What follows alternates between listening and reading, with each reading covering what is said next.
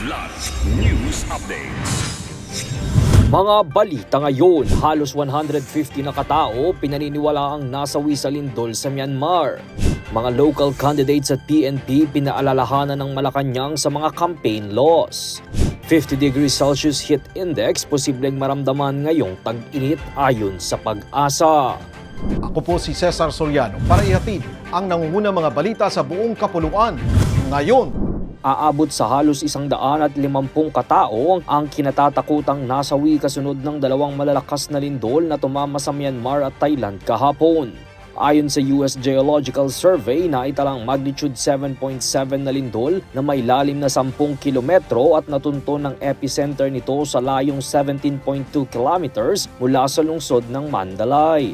Nasundan pa ito ng malakas na aftershock na may lakas naman na magnitude 6.4. Batay naman sa ulat ng Myanmar Military Junta, nasa 144 na katao na ang naiulat na namatay habang aabot naman sa mahigit 700 ang sugatan. Agad namang nagdeklara ng state of emergency ang 6 na rehiyon sa Myanmar, gayon din ang gobyerno ng Thailand upang umapela para sa international humanitarian assistance. Patuloy naman ang isinasagawang search and rescue operations ng mga otoridad upang mailigtas sa mga natrap sa mga gumuhong gusali. Pinaalalahanan ng Malacanang ang mga kakandidato sa lokal na posisyon na huwag lumabag sa batas sa pag-uumpisa ng local campaign period kahapon.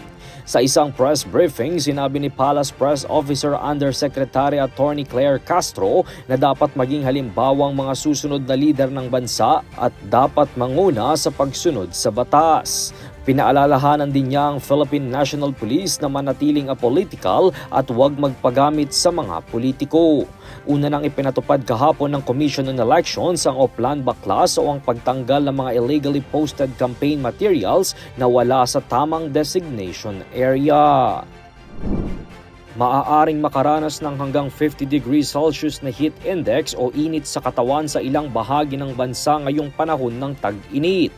Ayon sa Pag-asa, posible ring mararanasan ang hanggang 41 degrees Celsius na heat index sa mga susunod na araw sa National Capital Region habang 48 degrees Celsius hanggang 50 degrees Celsius sa ilang bahagi ng bansa sa darating na Abril at Mayo. Noong Miyerkules lamang nang ideklara ng Pag-asa ang pagsisimula ng tag-init dahil kumawala na ang hanging amihan sa bansa.